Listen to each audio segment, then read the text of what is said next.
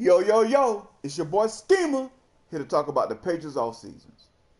Man, it was a busy week. But we made strides and we improved in a lot of areas and filled some holes.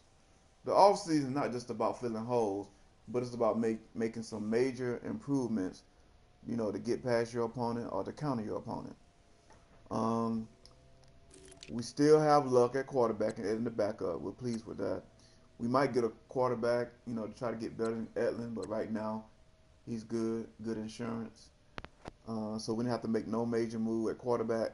Look, this is like his contract season, so we'll see how that plays out. As far as the running back position, very busy. Been trying to get Coleman since day one, so I'd like to thank our staff for pursuing him, not giving up on Coleman. We finally got him.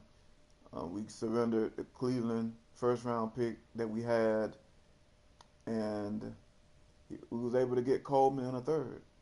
Coleman, when the game first came out, I looked at him as the best back on this game, right along with Barkley, in terms of talent making plays. There's a lot of other backs as well, but in terms of what I was looking at, um, we also have Proces.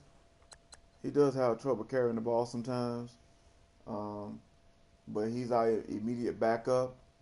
We also signed Latavius Murray, um, who also has a questionable carry at 74, as you can see right there. So Coleman is our guy.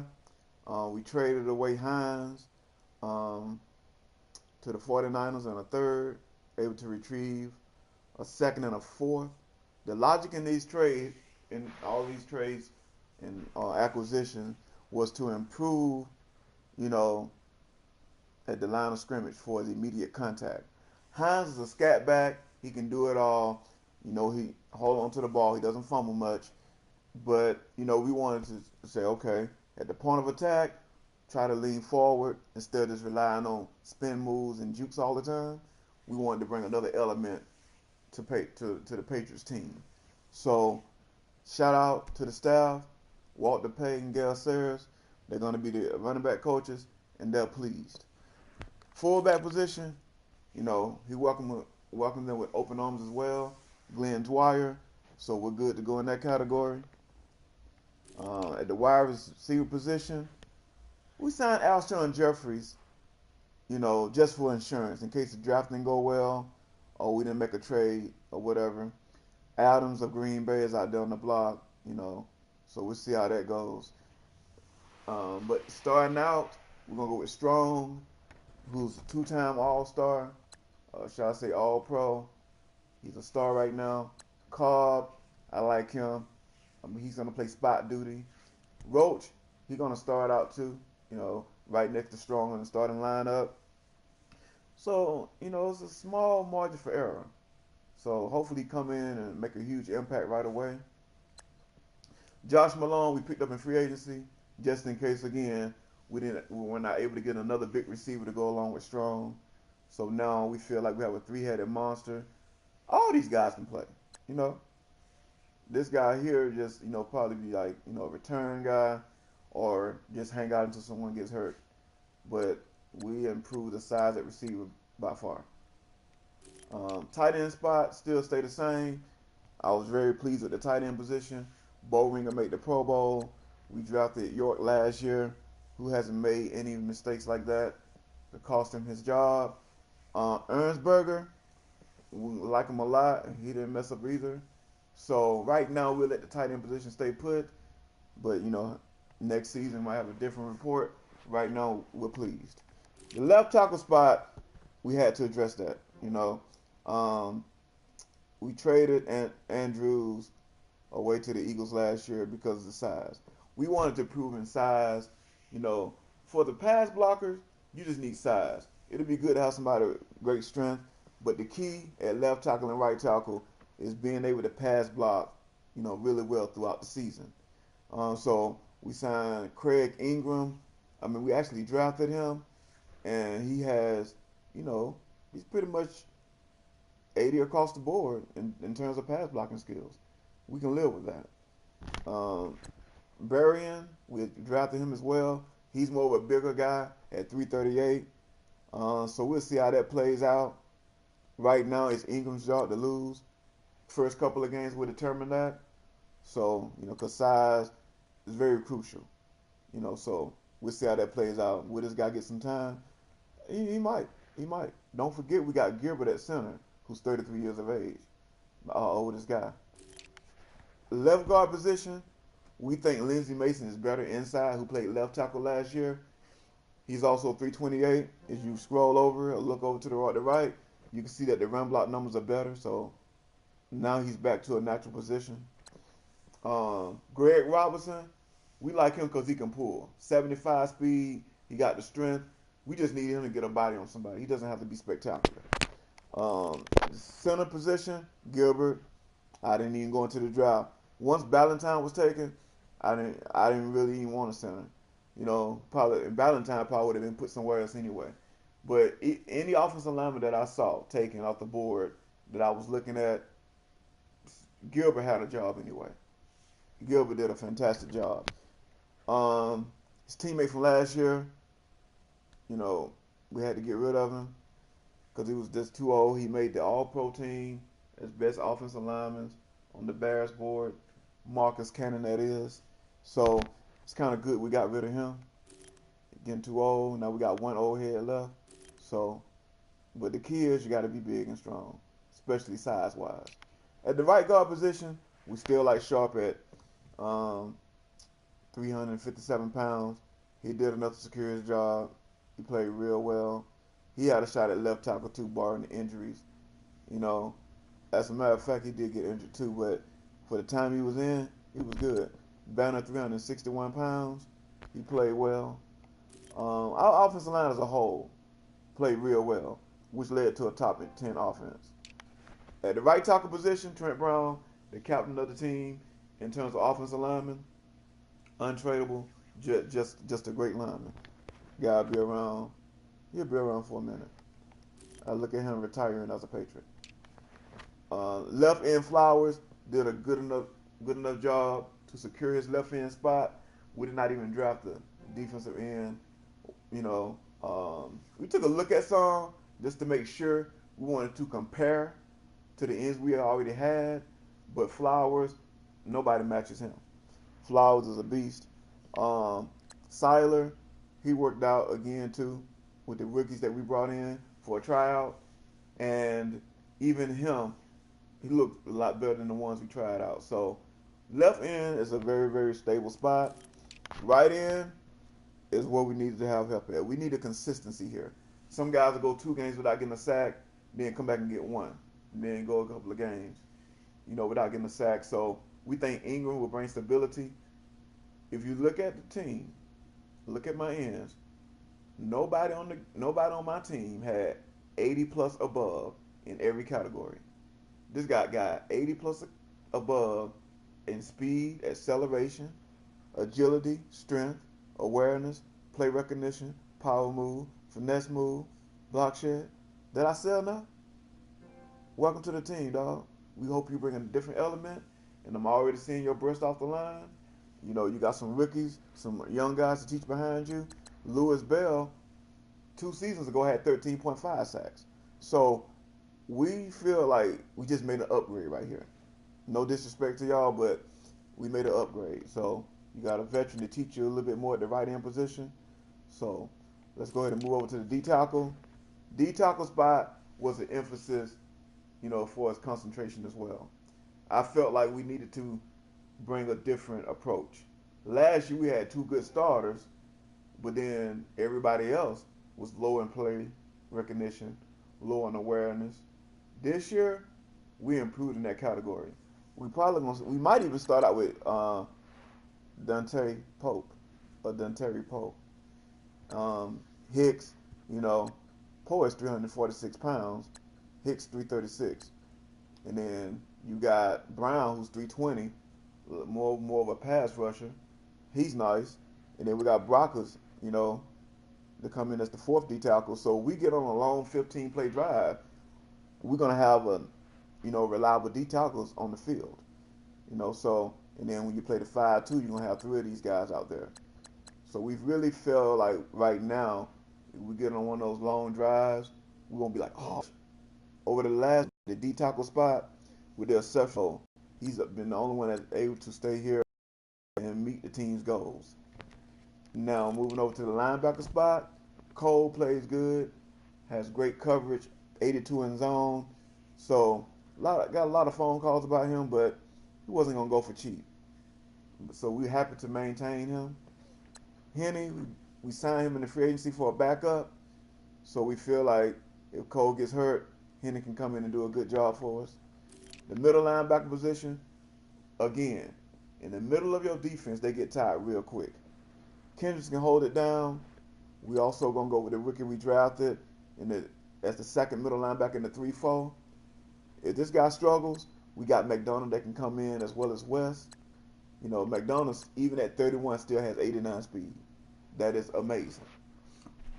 And he has good zone and catch. So don't be surprised if Ricky start making mistakes that we'll bring McDonald in to play the second 3-4 middle linebacker. Okay, and then right outside linebacker, Howard. We'll get to the linebacker the Dolphins picked. Once he took that linebacker, I jumped on Howard right away. Howard, he looks bigger than 241 on the field when I played Seattle in the scrimmage. He'll be competing with Donaldson to see who starts. But right now, Howard, it's his job to lose. This guy's pretty solid. You know, he's a rookie, so we don't have much tape on this guy. But we'll see what he brings to the table. We did see him at the combine, but we didn't see any Virginia games. But at the combine, this guy stood out, so we'll give him a chance. If he can't fit at the right outside linebacker spot, which I think he will, 88 acceleration, 82 speed. That's not the criteria I look for at the middle linebacker spot. So if he can't make it at the right outside linebacker spot, we may look for a replacement as soon as next year. You just never know. Some people in the NFL, sometimes you don't even make it to play one season. So we'll see how it works out. At the cornerback spot, one of our stable positions, we held on to Gilmore despite having a $12 million contract. We feel like he's still worth it. This is a contract year for him, just as well as Andrew Luck. McLean, who we drafted last year, is a mean machine. I think that he has the potential to be 90-some overall. He already 81 overall at 24, 1 year of experience. Callahan, who we brought over on a trade. We got rid of Strait, who we drafted last year too, who also had 91 speed, drafted in the second round. We traded him to the Bears in a future third. Straight in a future second. That's what it was. Straight in a future second for Bryce Callahan and a future third that the Bears owned, and it belonged to the Jets. Now that third round pick is on my team. We feel that he's an upgrade over Croson. No disrespect to Croson. Croson had 50 tackles last year, some picks as well.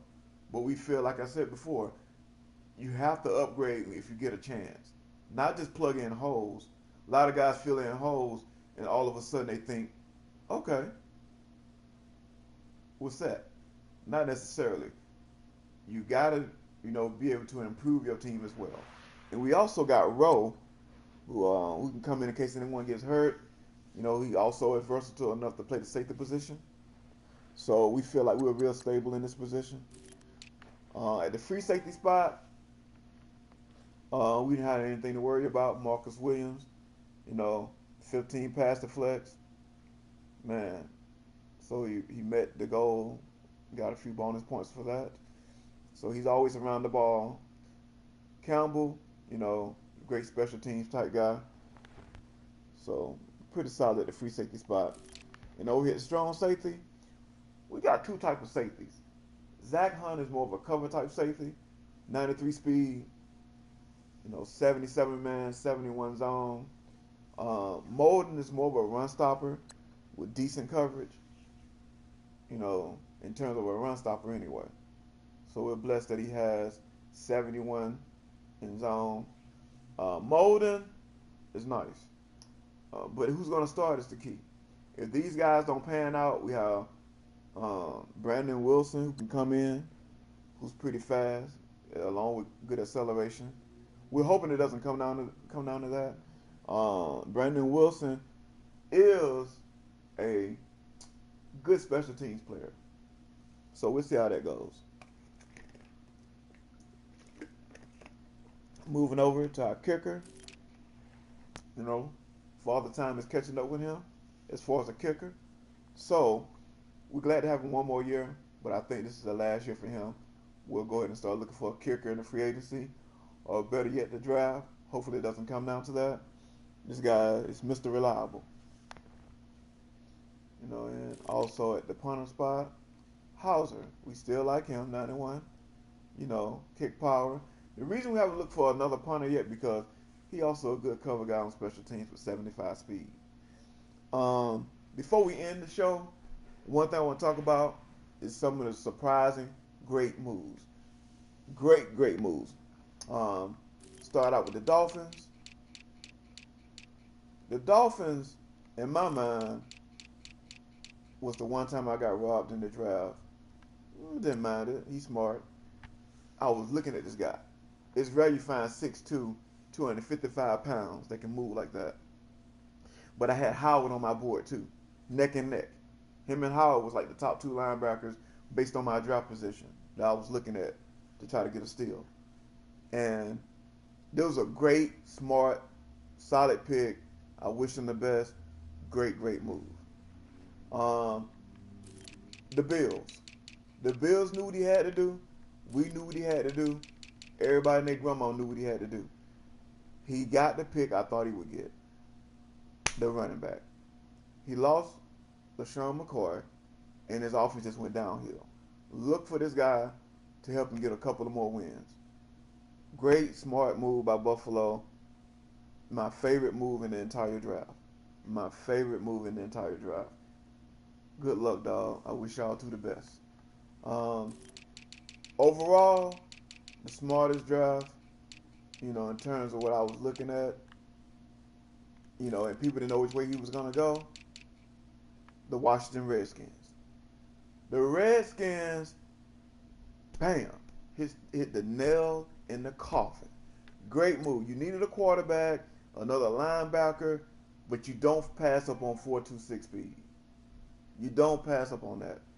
Great move, smart move. You were 7-9 last season. You should at least get to 9-7 this year. Smart move, great move. Hope you get into the playoffs with this move. Big time move. And then you was able to slide over here and then even get a quarterback. That's not bad. Not bad at all. By playing good ball, you will improve that throwing power from 88 to 90, when it counts or whatever. Great move. So that pretty much concludes the off season. We had a good one. There was some question marks on why you put so much stock into Coleman. Coleman is a beast, best back on the game. We'll try not to use him too much in preseason. But some games I might run the ball 6 times anyway, depending on how the game goes. You just never know. So I like him. The coaches like him. The fullback likes him. The offensive line is excited. They feel like he can break out if he stays healthy. Have a 1,000-yard season. They look at him to have a 1,000-yard season, but they understand sometimes games go according to how the score is on the board. Again, fellas, good luck. Good trades by the Titans as well as the Eagles. The Texans kept his team together. He didn't let the offseason determine how good he would be this year. He just kept it together. Sometimes that's another way to win as well. As far as I know, I didn't see no big-time trades by Jacksonville unless I'm missing something. But those two teams stayed solid and didn't really rely on trades and stuff like that, as far as I know. 49ers, you're going to like the move. That guy, he's a game changer. I'd rather see him in your uniform. Me and the Texans, we pulled off a couple of trades before. But this right here was a defensive trade. I was like, okay, he really didn't have much to trade away because he wanted to keep his team intact, like I said before. But it was best for him to go to San Fran because he would have came back and bit me. Because I got a funny feeling SJ he gonna make a couple of more playoff runs before it's said and done. and we look forward to being in the playoffs too.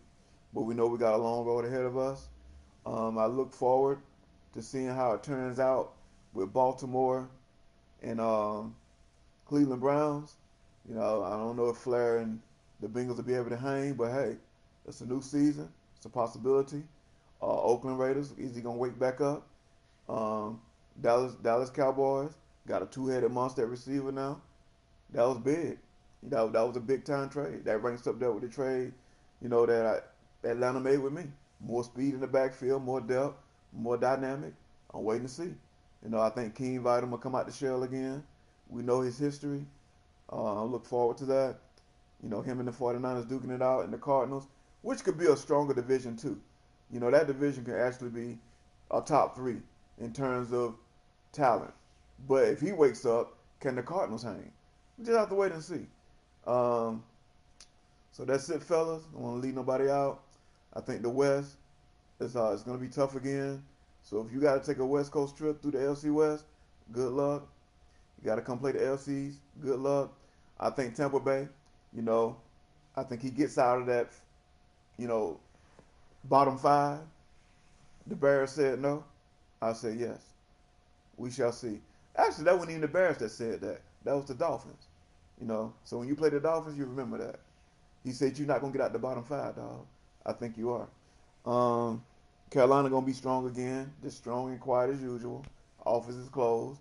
Sitting home, cocoa and marshmallows in the wintertime with the family. Good luck to you, dog. Green Bay, what I'm saying, very active. I like the improvements you made. Philadelphia definitely became a stronger team. Um, wow, his defensive playbook has really opened up. I don't think you want to see Philly in week 1 and 2. So good luck, to everybody. Peace, fellas.